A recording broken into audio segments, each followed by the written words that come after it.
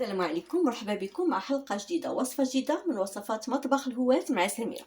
احيانا تنبغيو نصوبو شلاضة وكنتفاجئوا بلا مايونيز ديالتنا تقادات وشلاضة بلا مايونيز ما تجيش زوينه بزاف. دونك شنو غادي نديرو؟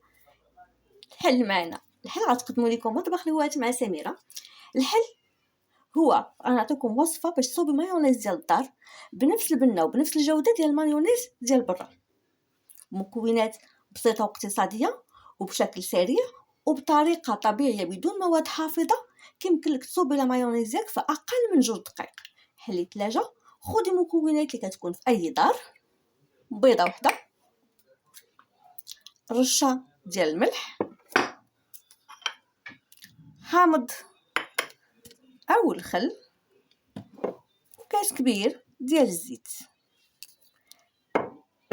الخل او الحامض الفرق بيناتهم: الا استخدمتي الخل فكيمكن لك تحتفظي بلا مايونيز ديالك اسبوعين في الثلاجه ديالك، والا استخدمتي الحامض مده الاحتفاظ ديالها اسبوع واحد فقط.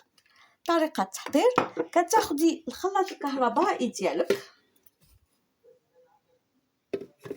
كديري البيض مع الملحه مع معلقه صغيره ديال الخل او الحامض، كتشغلي الخلاط الكهربائي، ومن الفوهه الفوقانيه كتبقاي تضيفي كاس كبير ديال الزيت بشويه بشويه.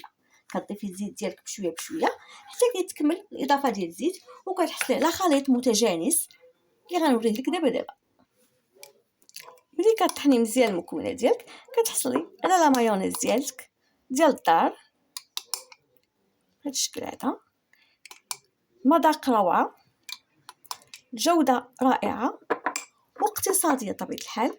صوبيها في القريعات ديالك وحطيها في الثلاجه وخدميها في وقت ما بغيتي.